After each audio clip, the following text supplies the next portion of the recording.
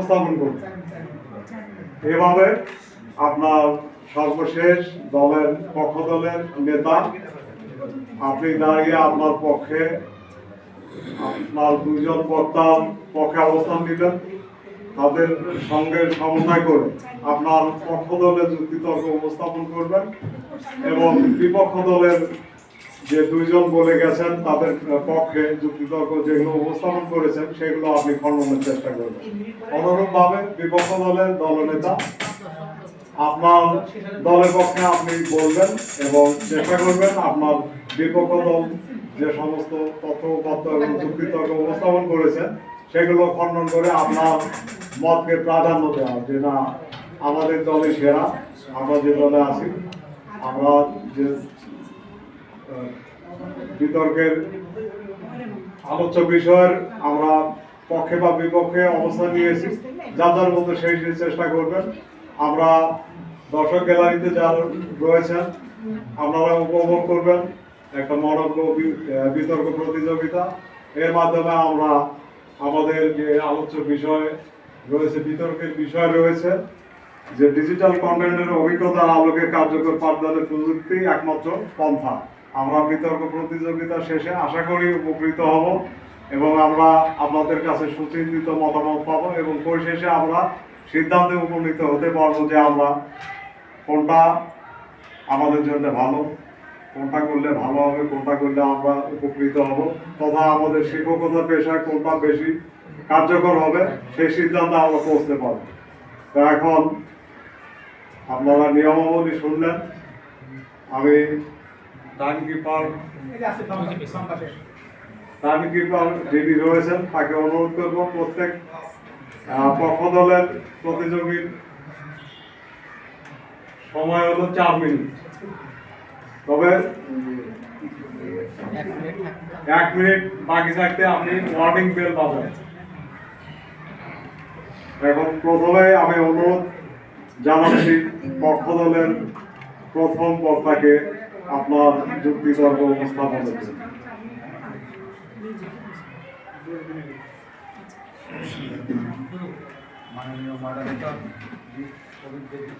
সম্মানিত বিচারক মন্ডলীকে সবিনয় অনুরোধ করছি আপনারা আপনাদের বিচার কার্যক্রম পরিচালনা করবেন।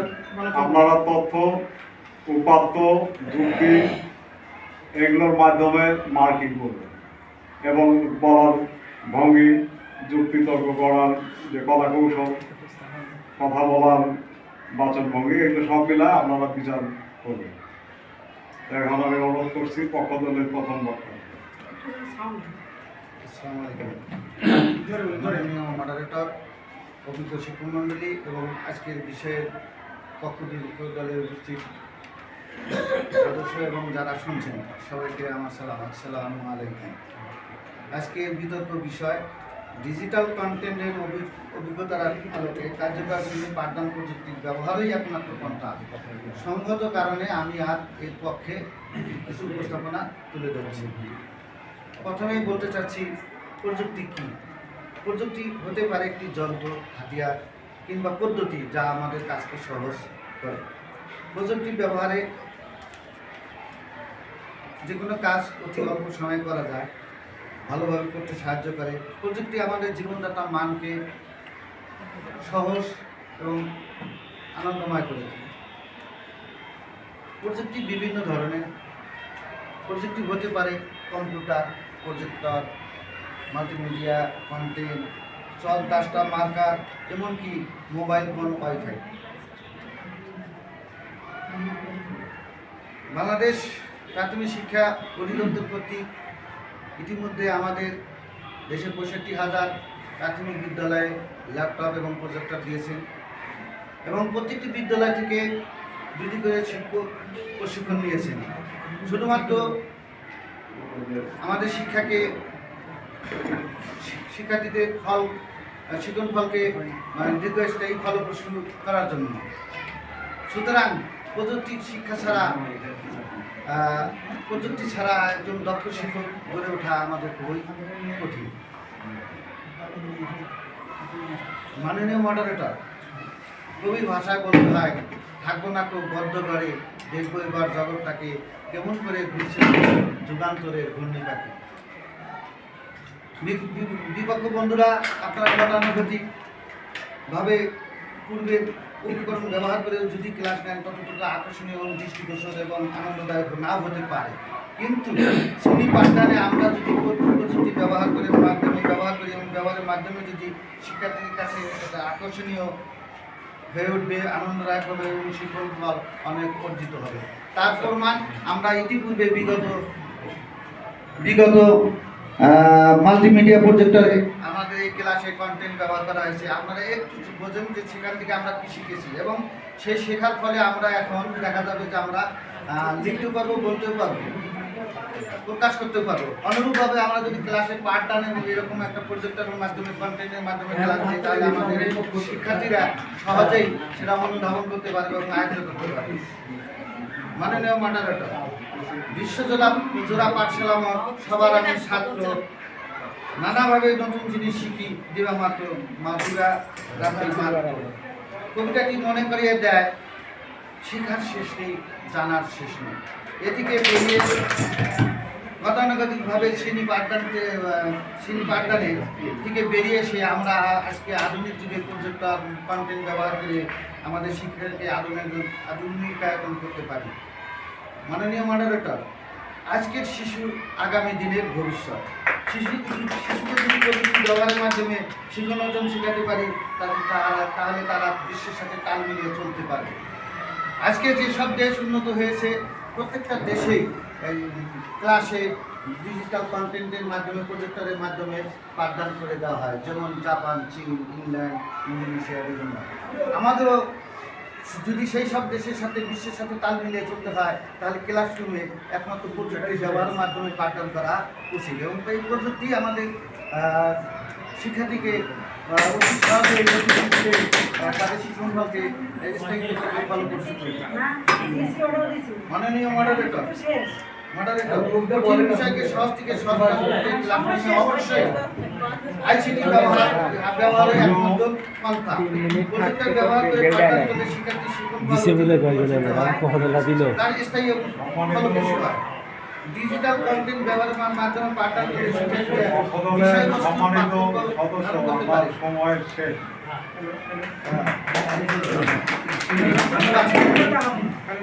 এবারে বিপক্ষ দলের প্রথম বক্তাকে অনুরোধ করছি 3 মিনিট পরে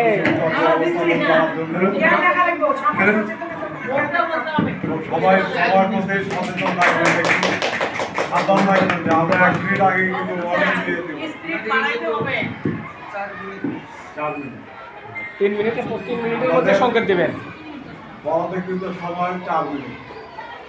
বাংলা একটা প্রবাদ আছে, আসল ঘরে আলো নাই, গোয়াল ঘরে কি সাদোয়া। এটা দিয়ে আমি আরম্ভ করতেছি। মাননীয় মডারেটর, মাননীয় বিচারক মন্ডলী, অফিসের শিক্ষক মন্ডলী, সবার প্রতি সালাম, আসসালামু আলাইকুম। আমার পক্ষ দলের প্রধান বক্তা যেগুলো বললেন, এটা সম্পূর্ণ হলো বিগত সরকারের, পেশিবাদী সরকারের প্রকল্প লুটপাট করার একটা ব্যবস্থা। এই ব্যবস্থা বিশ্বের কোথাও নাই। আমাদেরকে এসে বলছে যে আমরা জাপানে দেখে আসলাম, চীনে দেখে আসলাম, অমুক জায়গায় দেখলাম, তমুক জায়গায় দেখলাম, ডিজিটাল দিয়ে চলতেছে। ডিজিটাল কিনেছে কোটি কোটি টাকা, লুটপাট করেছে কোটি কোটি টাকা। কোনো উন্নয়ন এই দেশে হয় নাই, এমনকি এইভাবে হবেও না। সচরাচর ভাবে যে প্রযুক্তিগুলো আমরা ব্যবহার করি, প্রযুক্তি কিন্তু শুধুমাত্র ডিজিটাল প্রযুক্তি নয়। আমরা যে চক ডাস্টার ব্যবহার করি, সেটাও কিন্তু একটা প্রযুক্তি। আমরা প্রযুক্তির পক্ষে আছি, ঠিকই আছি, কিন্তু শুধুমাত্র ডিজিটাল প্রযুক্তি ব্যবহারই যে একমাত্র পন্থা, এটা সম্পূর্ণ ভুয়া কথা। আমাদের একটা বিপদ পথে চালানোর ব্যবস্থা এটা সম্পূর্ণ। আমাদের প্রতিটা স্কুলে আছে কি প্রজেক্টর আছে, ল্যাপটপ আছে, কিন্তু আপনারা দেখেন তো ওই প্রজেক্টর দিয়ে আপনারা যদি একটা ফুল দেখাতে যান, শাপলা ফুল, আমাদের জাতীয় ফুল, কতক্ষণ সময় লাগে? 20 মিনিট। 20 মিনিট সময় লাগে। এই 20 মিনিট আমরা পড়াশোনা যদি আমরা সচরাচর যাবতীয় যে প্রযুক্তি আছে, যে ধারণা আছে, এগুলো দিয়ে যদি আমরা বইতে দেখাই, একটা ছবি আঁক করে হাতে দেখাই, আমাদের সময় লাগবে আধা মিনিট থেকে 1 মিনিট। অতএব আপনারা যে কথাটা বলতেছেন যে প্রযুক্তি ব্যবহারই একমাত্র পন্থা, কার্যকর শ্রেণী পাঠে এটা সম্পূর্ণ ভয়, এটা আপনারা মেনে নেন।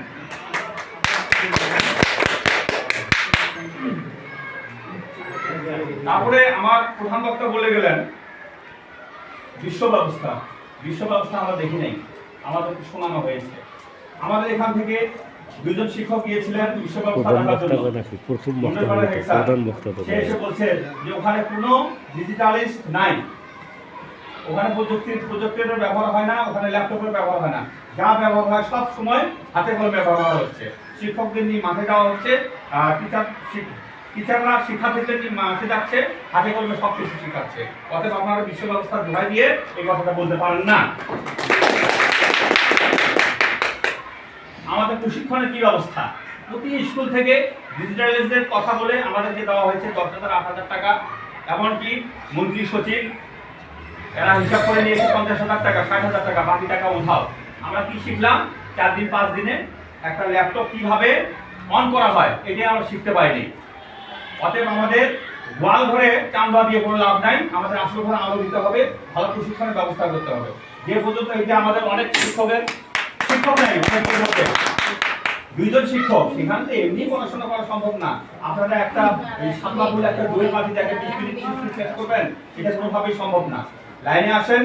আমাদের এখান থেকে যারা আছেন, যারা সচরাচর যেভাবে মানুষ হয়েছে, ইমান আলী আমাদের কি ইমান আলী আমাদের ওই যে ইমান আলী সূত্র, অর্থাৎ যিনি দুইটা শিক্ষক ছিলেন। তারপরে প্রাক্তন নির্বাচন কমিশনার মোহাম্মদ আবু হাফিজ, জুবাইর স্যার আছেন, তাদেরকে জিজ্ঞেস করেন, তাদেরকে দিকে দেখেন, সবকিছু তাদের সচরাচর ভাবেই তারা প্রধান হয়েছেন, তারা রোমারি মুখ উজ্জ্বল করেছেন, বাংলাদেশের মুখ উজ্জ্বল করেছেন। কোনোভাবেই তারা এই ডিজিটাল কন্টেন্টের ব্যবহার তারা করেন নাই, এটা করার প্রয়োজন নেই। মনোযোগ দিয়ে আমরা লেখাপড়া শেখাবো, আমরা সচরাচর নতুন প্রযুক্তির মাধ্যমে, হাতে কলমের প্রযুক্তির মাধ্যমে আমরা শেখাবো। অতএব পক্ষদলের আপনারা আমাদের দল আসেন, 1 মিনিটের আগে তার কই দেয়, বাদ দিয়ে দেন। ধন্যবাদ সকলকে। ম্যাডাম আগের সংকেতটা একটু বলে দেওয়া লাগবে। সংকেতটা কই হয়? দিছে, একবার দিছে। সম্মানিত আলোচক পক্ষ এবং বিপক্ষ দল উভয়কে আমি বলছি যে আমাদের আলোচনার কিন্তু ব্যাপক ক্ষেত্র রয়েছে। আমরা জানি প্রযুক্তি যেমন আমাদের জীবনের অত্যন্ত দরকারি, আবার প্রযুক্তির অধিকল্পিত রয়েছে। আমি আশা করব যে আপনাদের মাধ্যমে সব জিনিসগুলো যেন উপস্থাপিত হয়। এবারে আমি পক্ষ দলের দ্বিতীয় বক্তাকে অনুরোধ করছি তার মূল্যবান যুক্তিতর্ক উপস্থাপন করার জন্য, সেই সাথে আপনার দলের পক্ষে আপনাকে অবস্থান নেওয়ার জন্য অত্যন্ত যুক্তিসঙ্গত যুক্তি উপস্থাপন করার জন্য। ধন্যবাদ সম্মানিত মডারেটর, বিচারক মণ্ডলী এবং আজকের বিতর্কের পক্ষ এবং বিপক্ষ দলের সদস্য সবাইকে জানি আমি শুভেচ্ছা। আমি আজকের বিতর্কের বিষয় হলো ডিজিটাল কন্টেন্টের অভিজ্ঞতার আলোকে কার্যকর পাঠদানে প্রযুক্তির ব্যবহারই একমাত্র পন্থা। সঙ্গত কারণে আমি এর পক্ষে আমার যুক্তিতর্ক উপস্থাপন করব। আর আমার আজকের বিষয় হলো, আমার প্রথম বক্তা বলে গেছেন ধারণা, আর আমার বিষয় হলো যে পাঠদানে প্রযুক্তির ব্যবহারের যথাযথ ব্যাখ্যা। আমি প্রথমে আমাদের বিপক্ষ দলের প্রথম বক্তা বলে গেলেন বর্তমান সময় থেকে বর্তমান যে সময় আমরা যে ডিজিটাল প্রযুক্তিতে আমরা কথা বলছি এটা মোটেই সঙ্গত নয়। আমি এর বিরোধিতা করছি। তার কারণ হলো বর্তমান বিশ্ব প্রতিযোগিতায় ডিজিটাল প্রযুক্তিতে প্রতিযোগিতার ভিত্তিতে তারা এগিয়ে যাচ্ছে। আমরা অন্যান্য দেশের সঙ্গে কোনোভাবে আগাতে পারছি না। এখন আমরা যদি এভাবে দিনের পর দিন আমাদের সেই আজ থেকে 100 বছর আগেরকার বা 200 বছর আগেরকার সেই পাঠধারার আমলের পাঠধারা যদি আমরা অব্যাহত রাখি, তাহলে আমাদের শিক্ষার্থীদের শিক্ষার মান কখনো উন্নত হবে না। আমরা আমাদেরকে চেষ্টা করতে হবে যে এই ডিজিটাল প্রযুক্তি ব্যবহার করে আমাদেরকে বিশেষ করে শিক্ষার ক্ষেত্রে মানসম্মত শিক্ষণক্রম এবং মানসম্মত শ্রেণী পাঠদানের ক্ষেত্রে এই ডিজিটাল প্রযুক্তি ছাড়া কোনোভাবেই কাম্য নয়। আমরা যেমন আমরা ডিজিটাল প্রযুক্তি কেন ব্যবহার করব? ডিজিটাল প্রযুক্তির এক বিশেষ সমীক্ষায় দেখা গেছে যে আমরা যে ডিজিটাল পদ্ধতিতে যে পাঠদান করি, এখানে শেখার ক্ষেত্রে শিক্ষার্থীরা স্পর্শের মাধ্যমে 1.5% শিখন ফল অর্জিত করে, শব্দের মাধ্যমে অনলি মাত্র 1%, আর গল্পের মাধ্যমে শেখে 3.5%। সেখানে আমরা কিভাবে একটি পাঠকে সম্পূর্ণ সাফল্যমণ্ডিত বা ফলপ্রসূ করতে পারি কিভাবে?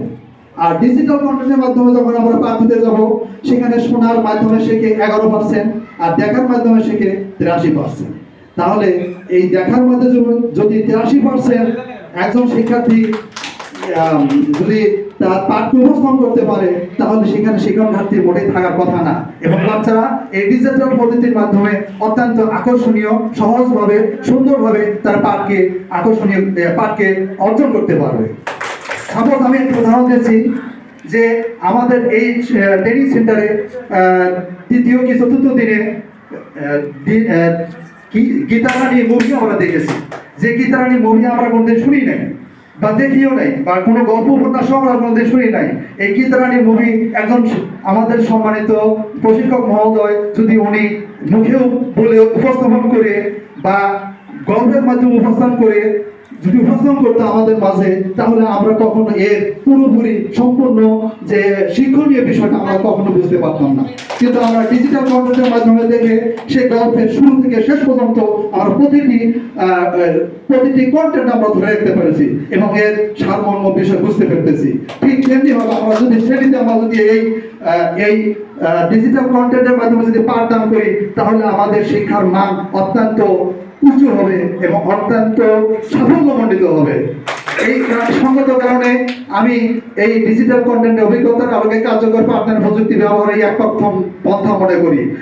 দ্বিতীয়ত, আমরা যখন শ্রেণীতে পাঠদান করতে যাব, সেই শ্রেণীতে পাঠদান করতে গিয়ে আমাদের বিষয়ভিত্তিক কিছু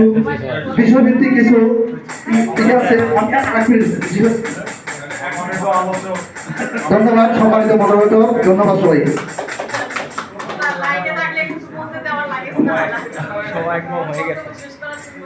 পক্ষদলের দ্বিতীয় বক্তাকে ধন্যবাদ জানাচ্ছি। আমি আবারও স্মরণ করিয়ে দিচ্ছি, আমাদের আলোচনার বিষয় হলো ডিজিটাল কন্টেন্টের অভিজ্ঞতার আলোকে কার্যকর পাঠদানে প্রযুক্তি একমাত্র পন্থা। এবারে আমি বিপক্ষ দলের দ্বিতীয়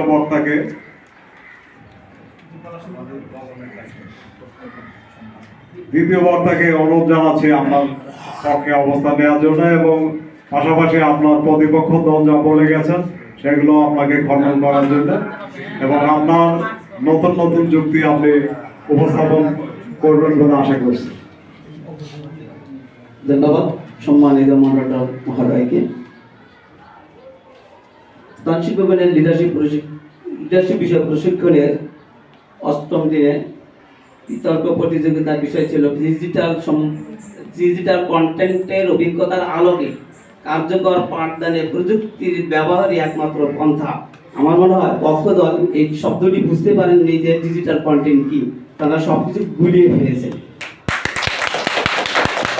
আমি প্রথমে বলতে চাচ্ছি, আমার পূর্বতন বক্তা পক্ষ দলের বলেছেন শিক্ষার মান 83% অর্জিত হয় দেখার মাধ্যমে। এই দেখা কি শুধু ডিজিটাল কন্টেন্টের মাধ্যমে হয়ে থাকে? শুধু কি ভিডিওর মাধ্যমে হয়ে থাকে? আমরা তো শিশুদেরকে নানানভাবেই দেখিয়ে থাকি। আমরা বাস্তব উপকরণ দেখিয়ে থাকি, মডেল দেখিয়ে থাকি, ছবি দেখিয়ে থাকি। এটাও দেখার মাধ্যম, এবং এই দেখার মাধ্যমটা অবশ্যই ভিডিওতে দেখার মাধ্যমের চেয়ে ভিডিওতে দেখার চেয়ে অনেক বেশি কার্যকর। কারণ আমরা যখন প্রকৃতির পর্যবেক্ষণ করি, একটা শিশুকে যদি আমরা ঘন্টার পর ঘন্টা দেখাই, শিশু কখনোই দুর্বল হয় না বা সে কাতর হয়ে পড়ে না, অর্থাৎ তার ব্রেন বা চোখের উপর কোনো চাপ পড়ে না, পরে তারা সতেজ থাকে, পুরোটা সময় সতেজ থাকে। কিন্তু ডিজিটাল কন্টেন্টের মাধ্যমে যখন আমরা ঘন্টা পর ঘন্টা ভিডিও দেখাবো, তখন স্বাভাবিকভাবে তাদের অনেকগুলা ক্ষতি, শারীরিক ও মানসিক অনেক ক্ষতি হবে, যেমন চোখের দৃষ্টিশক্তি ক্ষতি হবে, ব্রেনের উপর প্রচন্ড চাপ পড়বে, চাপ ক্ষতি তৈরি করবে। আচ্ছা, তারপরে বলছেন যে শিক্ষার মান, একমাত্র ডিজিটাল কন্টেন্টের মাধ্যমে শিক্ষার মান উন্নয়ন করা যাবে এইটা আপনারা ভুলে যান, কারণ এটা আদৌ সম্ভব না, এটা পরিকল্পনা মাত্র। কারণ আমাদের শ্রেণীকক্ষের বাইরেও অনেক কিছু শেখার আছে, আর এত বেশি বিস্তৃত আছে আমাদের প্রকৃতির মাঝে। আমার এক বক্তব্য, প্রথম বক্তব্যের এক বক্তা বলে গেছেন বিশ্বজোড়া আমার পাঠশালা, সবার আমি ছাত্র। হ্যাঁ, আপনার ওই কথাটাই ভাবুন, বিশ্বজোড়ায় আমার পাঠশালা, বিশ্বজোড়ায় আমার শ্রেণীকক্ষ, আমি গোটা বিশ্ব দেখে দেখেই তো আমি ছাত্রদের শেখাতে পারি। আমি এখানে প্রযুক্তির কাঠামোগত কিছু বাধা আছে, তার আগে আমি কয়েকটি রিপোর্ট তুলে ধরছি। গ্লোবাল এডুকেশন মনিটরিং রিপোর্টের প্রধান ম্যান্স অ্যান্টনি নিজ বলেছেন, প্রযুক্তি এক ধরনের বিস্তৃত প্রযুক্তির ব্যাপক গুরুত্ব রয়েছে, পাশাপাশি ধীর স্থির শিক্ষাগত কাঠামো এবং দক্ষ শিক্ষকতা নীতির সঙ্গে ডিজিটাল টুলসগুলো আরো বেশি সম্পর্কিত হতে হবে। এখানে একটা মেসেজ দেওয়া হয়েছে, অর্থাৎ ডিজিটাল কন্টেন্টের নামে আমরা শ্রেণীকক্ষে যে ভিডিও দেখে পাঠ দিচ্ছি, এটা কার্যকর হচ্ছে না, এটা কার্যকর হচ্ছে না। ইউনেস্কো এ বিষয়ে সতর্কতা জারি করেছেন। 25% দেশে, বিশ্বের প্রতি 4টি দেশের 1টি দেশে এই বিষয়ে সতর্কতা জারি করা হয়েছে, এবং শ্রেণীকক্ষে কোন রকম সেল ফোনের ব্যবহার নিষিদ্ধ করা হয়েছে। নিশ্চয়ই ডিজিটাল কন্টেন্ট একমাত্র পন্থা নয়, এই কারণে এই দেশগুলা দেখতে হলে বুঝতে পেরেছে এবং তারা এই ব্যাপারে কি করছে, নিষেধাজ্ঞা জারি করেছে। এবার আমি আসি কিছু বাধা। আচ্ছা, কি বাধা?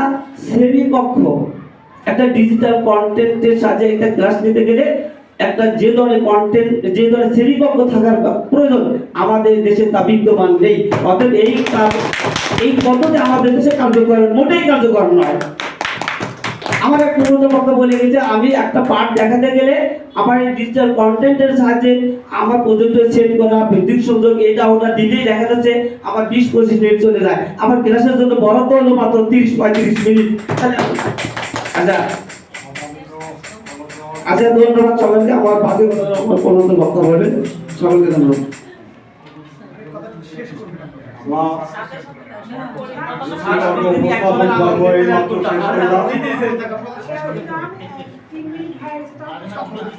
সম্মানিত বিপক্ষ দল, সম্মানিত আলোচক বৃন্দ, আপনাদের দৃষ্টি আকর্ষণ করছি, আপনারা এই মাত্র শেষ করলেন আপনাদের যুক্তি তর্ক উপস্থাপন পর্ব। এখন শুরু হবে যুক্তি খণ্ডন পর্ব। না আগে দিবে।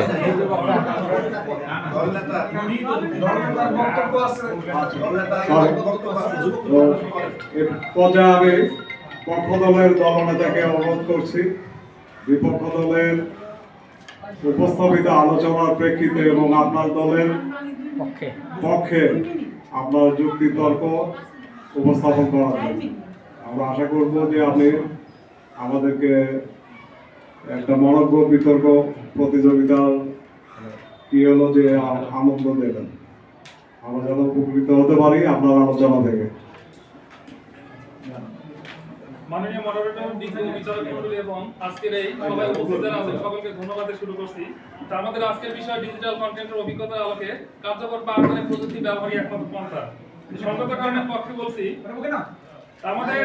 আমাদের দলের প্রথম বক্তা বলে গেছেন যে আসল ঘরে আলো নেই, গোয়াল ঘরে চাঁদোয়া। আমার প্রশ্ন রয়ে গেল, গোয়াল ঘর কোনটি? শিক্ষা প্রতিষ্ঠান, স্কুল নাকি অন্য কিছু? উনি উন্নয়নকে সম্পূর্ণ অস্বীকার করেছেন। যেমন শাপলা ফুলের কথা বলেছেন যে শাপলা ফুল দেখাতে কিংবা কোয়েল পাখি দেখাতে 20-30 মিনিট সময় লাগে। কিন্তু আমার প্রশ্ন এখানে রয়ে গেল যে আমরা যদি আমাদের এই কন্টেন্ট কিংবা কিছু তৈরি করে নিয়ে উপস্থাপন করি, ওখানে উপস্থাপন করতে বেশি সময় লাগার কথা নয়। উনি লুটপাট দুর্নীতির কথা বলেছেন, নেতিবাচক কথা বলেছেন, কিন্তু আমরা কেউ কিন্তু উন্নয়নকে অস্বীকার করতে পারি না। এবং আমরা যেমন আমাদের দলের দ্বিতীয় বক্তা বলে গিয়েছিলেন গীতারানী মুভির কথা, তা আসলে গীতা রানী কিন্তু আমাদের দেশের মুভি না, এটা আমরা দেখতে পাচ্ছি বিদেশের একটা মুভি, যেখানে যার মাধ্যমে আমাদেরকে এই পাঠে যতটা আকর্ষণ করা সম্ভব হয়েছে, অবশ্যই এটা শ্রেণীতে আরো বেশি আকর্ষণ করা সম্ভব হবে বলে মনে করি। দ্বিতীয় পক্ষে বলে গিয়েছিলাম বিপক্ষ দলের যে ছবি দেখানোর কথা বলেছেন, যেটি সুনির্দিষ্ট এবং আসলে ছবির কথা বলেছেন উনি। আসলে আমাদের পাঠে যে একটি ছবি থাকে আমরা কিন্তু ওই ছবিটাই শুধু দেখি, কিন্তু আমরা যদি আমাদের ডিজিটাল কন্টেন্টের মাধ্যমে শিশুকে ওই স্থানে নিতে পারি, যেমন আমাদের সুন্দরবনের প্রাণী নামে যদি কোনো গল্প থেকে থাকে যে আমরা সুন্দরবনটা কেমন দেখা যায় সেটা আমরা চোখের সামনে বাস্তবে দেখতে পারবো। এবং যে সিংহের কথা বললেই মনে পড়ে আফ্রিকার কথা, এবং ক্যাঙ্গারুর কথা বললেই মনে পড়ে অস্ট্রেলিয়ার কথা। এখন বাচ্চা প্রশ্ন করে বলতে পারে আসলে অস্ট্রেলিয়া এবং আফ্রিকা কি, আমরা ডিজিটাল কন্টেন্টের মাধ্যমে দ্রুত নেটের সার্চ দিয়ে অন্তত তাদেরকে কিছু দেখাতে পারি।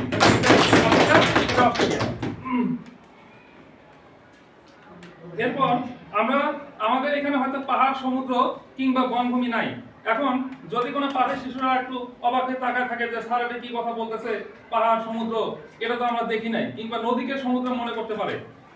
কিন্তু আমরা যদি ডিজিটাল কন্টেন্টের মাধ্যমে এই জিনিসগুলো তাদের দেখাতে পারি, তাদের মনে গেঁথে যাবে এবং তারা আজীবন জিনিসটা বুঝবে। মাননীয় মডারেটর, আমাদের এখানে বর্তমান যে প্রযুক্তির যুগ, প্রযুক্তিকে অস্বীকার করার কোনো সুযোগ নাই। এখন আমরা যদি প্রযুক্তি ব্যবহার করতে না পারি তাহলে দোষটা কিন্তু মানে আপনারা যদি ব্যবহার করতে না পারেন দোষটা আপনাদেরই। আমরা প্রযুক্তির মাধ্যমে সেবা দিয়ে থাকি। বিশেষ পরিস্থিতিতে যখন আমাদের করার কিছু থাকে না তখন কিন্তু আমরা আমাদের এই প্রযুক্তি একমাত্র সহায়ক হয়ে থাকে। যেমন আমাদের করোনাকালীন সময় আমরা যে বিষয়টা দেখেছি যে আমাদের হয়তো শ্রেণীকক্ষে সমাবেশ করা কিংবা একত্রিত হওয়া নিষেধ ছিল, কিন্তু আমরা কিন্তু টেলিভিশন অথবা রেডিও কিংবা অনলাইনের মাধ্যমে শিশুদেরকে এই শিক্ষাটা দিতে পারছি। এখন এখানে হয়তো একটি কথা থাকতে পারে যে শিখন ঘাটতির সমস্যা হতে পারে। এখন আপনারা যদি মনে করেন যে না আমরা ডিজিটাল কন্টেন্ট ব্যবহার করবো না, আমরা বাচ্চাদেরকে এ থেকে দূরে রাখবো, তাহলে হয়তোবা এখানে এমন পরিস্থিতি তৈরি হবে, তাদের শিখন ঘাটতি তৈরি হবে। কিন্তু আমার মনে হয় যে আপনারা কাজটি করেছেন, আপনারা না হলেও প্রযুক্তির সহায়তা নিয়েছেন।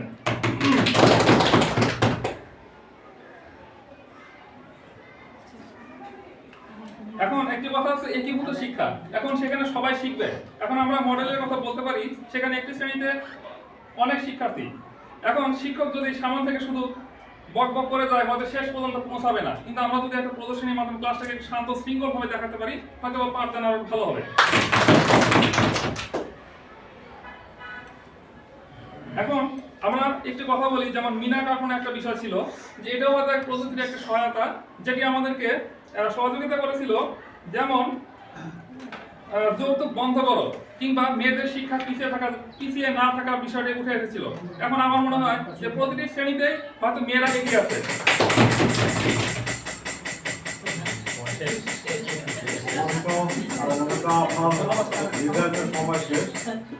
ধন্যবাদ।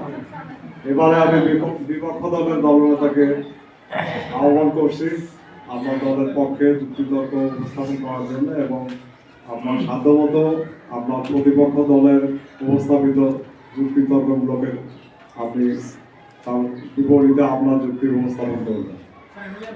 কথা শেষ করবেন না, তখন কাট করে কেটে দিয়ে বসে পড়ে না, তখন আপনি কথা শেষ করবেন এইভাবে যে এখন আমরা আমার সাথে আমি আশা করি যে আমাদের বিপক্ষ দলের বন্ধুরা একমত হবেন এবং আমার সাথে স্বীকার করবেন যে প্রযুক্তি একমাত্র পন্থা না, আরও অনেক পন্থা আছে এবং আমাদের গা দেখালে এটা তারা এইগুলো পরিষেদ দিবেন।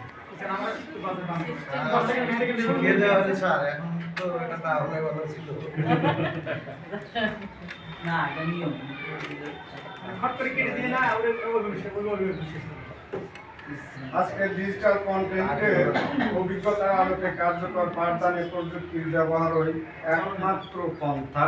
এই বিষয়ের উপর বিতর্ক প্রতিযোগিতায় সম্মানিত মডারেটর, বিজ্ঞ বিচারক মন্ডলী, পক্ষে বিপক্ষে বিতর্কে অংশগ্রহণকারী ও দর্শক শ্রোতা, সবার প্রতি আমার সালাম। আসসালামু আলাইকুম ওয়া রাহমাতুল্লাহি ওয়া বারাকাতুহু। আমি আমার পক্ষ দলের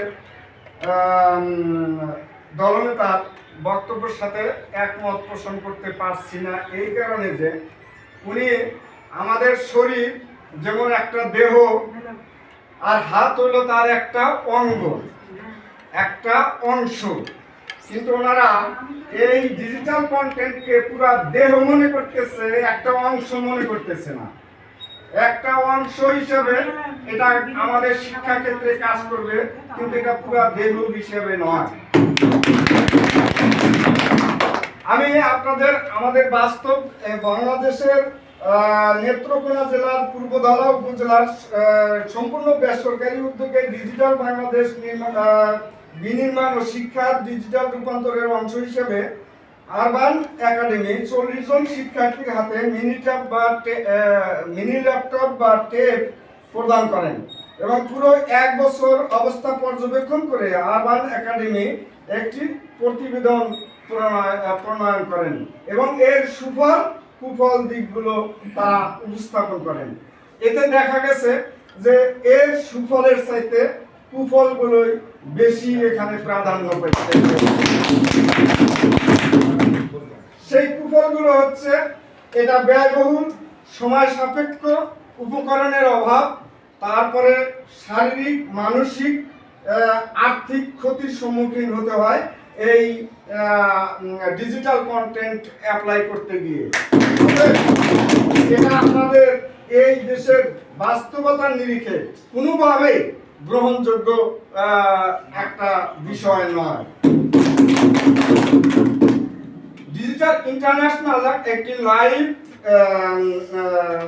লাইভ রেসি সেন্টার, তারা এই ডিজিটাল কন্টেন্টের উপর গবেষণা করে দেখেছেন যে এই প্রতিবেদনে একটা প্রতিবেদন তৈরি করেছেন এবং সেই প্রতিবেদনের তারা উল্লেখ করেছেন যে অতিরিক্ত ডিভাইস ব্যবহারের কারণে বা তার যে তেজস্ক্রিয়তা নির্গত হয়, সেই তেজস্ক্রিয়তার প্রভাবে মানুষের ব্রেন ক্যান্সার সহ বহু শারীরিক এবং মানসিক। আপনারা, আমার মনে হয় যে একটু চোখ কান খোলা রেখে চললে বিষয়টা আমার সাথে পুরোপুরি একমত হবেন যে ডিজিটাল কন্টেন্ট ওই একমাত্র পাঠদানের বিষয় নয়, আর বহু কিছুর সাথে জড়িত। আপনার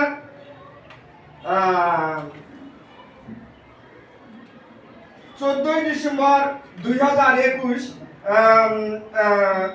আমার প্রতিদিন বাংলা একটা প্রতিবেদনে উল্লেখ করা হয়েছে যে সেখানে সম্পাদকীয় কলামে লেখা হয়েছিল যে প্রযুক্তি নির্ভর সময়ের সঙ্গে সঙ্গে বদলে যাচ্ছে মানুষের আচরণ অভ্যাস। ডিজিটাল দুনিয়ার সহজলভ্য আকর্ষণ ফেসবুক, টুইটার এসব সোশ্যাল মিডিয়ার প্রভাব পূর্ণবয়স্কদের পাশাপাশি স্কুলগামী শিশুদের মধ্যেও দ্রুত ছড়িয়ে পড়ছে। বিশেষজ্ঞরা বলছেন সামাজিক যোগাযোগ মাধ্যম বেশি ব্যবহার করতে গিয়ে অনেকেই আত্মীয় স্বজন, বন্ধু বান্ধব থেকে দূরে সরে যাচ্ছে। এতে দুনিয়ার মধ্যে মানসিক বিকাশ বাধাগ্রস্ত হচ্ছে এবং ক্ষতির সম্মুখীন হচ্ছে। তো আমি আশা করব আমার পক্ষ দলের যারা আছেন তারা আমার এই তথ্যকে বিশ্লেষণ করে আমার সাথে একমত হয়ে তাদের মতামতকে প্রত্যাহার করবেন ইনশাআল্লাহ।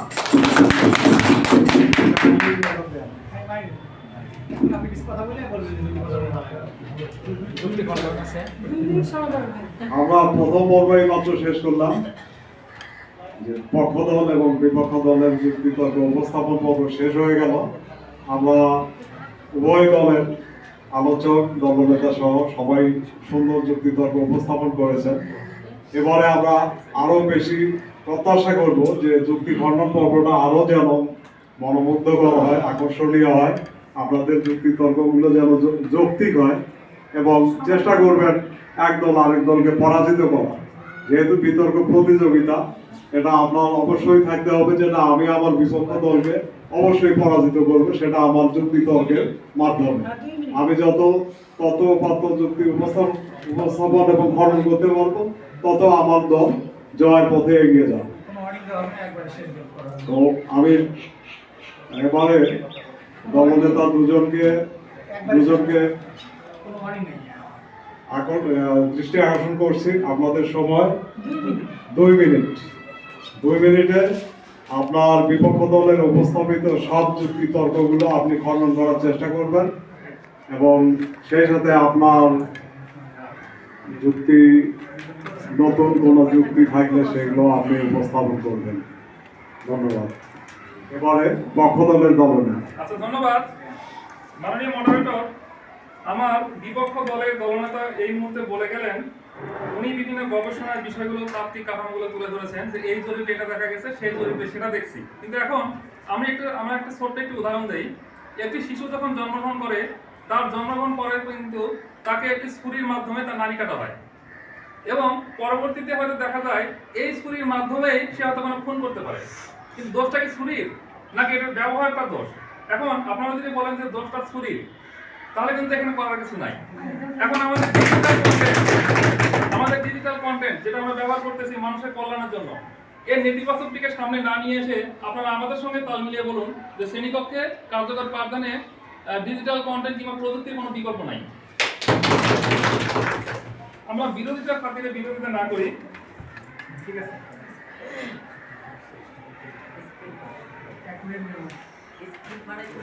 আচ্ছা, আরেকটি বিষয়, সেটি হলো আমরা শিশুদের ডিজিটাল কন্টেন্টের মাধ্যমে ভাষা শিক্ষা দিয়ে থাকি, এবং ভাষার প্রধান উপকরণ হলো ধ্বনি, বর্ণ, শব্দ এবং শেষে এসে বাক্য।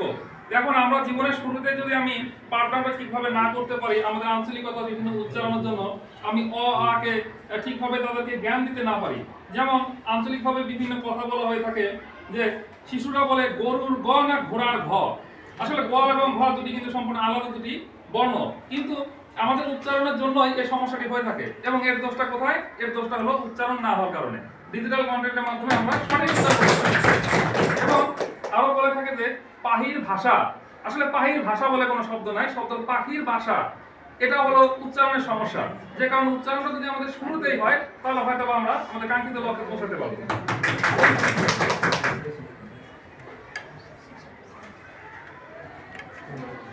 এই কথা যে আমরা যে প্রশ্নগুলো রেখে গিয়েছিলাম যে আসল করে আলো নেই, এটির উত্তরটা আমরা পাইনি। তারপর আপনারা বিপক্ষ দলকে অনুরোধ করতেছি, আপনারা বিরোধীদের খাতিরে বিরোধিতা না করে আমাদের একই সাথে বলেন, আমাদের সঙ্গে তাল মিলিয়ে বলতে পারেন ডিজিটাল কন্টেন্টের অভিজ্ঞতার আলোকে কার্যকর পাঠদানে প্রযুক্তি ব্যবহারই একমাত্র পন্থা। ধন্যবাদ সবাই। ধন্যবাদ পক্ষ দলের দলনেতাকে। এবার বিপক্ষ দলের সম্মানিত দলনেতাকে অনুরোধ করছি আপনার যুক্তিতর্ক, আপনার প্রতিপক্ষ দলের যুক্তিতর্ক খণ্ডন করার জন্য আমাকে অনুরোধ করছি। ধন্যবাদ পক্ষ দলের দলনেতা মহোদয়কে। তবে উনি গীতার কথা বলেছেন যে গীতার শো আমরা 11টায় 10:30টায় দেখা শুরু করছিলাম, বিকেল 5টা পর্যন্ত দেখছি। আর এই এক ক্লাস নিতে যদি এইভাবে সারাদিন চলে যায়, তাহলে আর স্কুল শুকনা করে যাবে। তারপরে আপনি বলেছেন ছুরি আর চাকু, এটা দিয়ে নাড়ি কাটা পরিবর্তে মানুষকে মারা হচ্ছে। আসলে বর্তমান বাস্তবতা দেখেন, ছেলেমেয়েরা লেখাপড়া বাদ দিয়ে এখন কিন্তু শুধু এই ডিভাইস নিয়ে তারা 24 ঘন্টা সময় কাটাচ্ছে। তাদের মধ্যে তাদেরকে আকর্ষণ করছে। ক্রিস্টিয়ান লুইস লেন্স, আমেরিকার একজন শিক্ষাবিদ, উনি একটা উক্তি বলেছেন যে প্রযুক্তি হলো একটা উপকারী চাকর, তবে এক ভয়ঙ্কর ক্ষতিকর মালিক। কেন বলেছেন? যে এই ডিজিটাল ডিভাইস আমাদের চাকর, আমরা যা করব যা বলবো তাই শুনবে, কিন্তু আসলে এখন এই ডিভাইস আমাদের মালিক মনিব সেজে গেছে, যার কারণে আমরা এই ডিভাইসের অন্তর্ভুক্ত হয়ে যাচ্ছি। দেখেন এই বিল গেটস, যিনি এই ডিজিটাল ব্যবস্থাপনার সর্বশিখরে উন্নত শিখরে অবস্থান করে আছেন, তিনি বলছেন প্রযুক্তি দিয়েই আমরা আমাদের জীবন ব্যবস্থাকে পরিবর্তন করার চেষ্টা করে চলেছি। জিনিসটা এমন নয়, বরং প্রযুক্তি আমাদেরকে পরিবর্তন করে চলেছে। আসলে দেখেন আমরা প্রযুক্তির দ্বারা আমাদের জীবনকে পরিবর্তন করব এই আশাবাদ ব্যক্ত করে যদিও আমরা ডিজিটাল ডিভাইস ব্যবহার করা শুরু করেছিলাম, কিন্তু আসলে দেখা গেল যে এই ডিভাইসই আমাদের জীবনকে তছনছ করে দিচ্ছে। সম্মানিত আমার পক্ষদলের ওনারা আমার সাথে একমত হয়ে অবশ্যই এখনই ইনশাআল্লাহ স্লোগান দিবেন।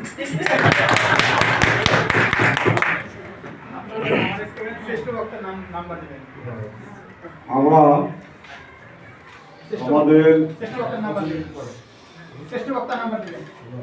বিতর্কের আলোচ্য বিষয় ছিল ডিজিটাল কন্টেন্টের অভিজ্ঞতার আলোকে কার্যকর পাঠদানের প্রযুক্তি একমাত্র পন্থা। এর আলোকে আমরা একটা মনোমুগ্ধকর প্রতিযোগিতা উপভোগ করলাম এবং আমাদের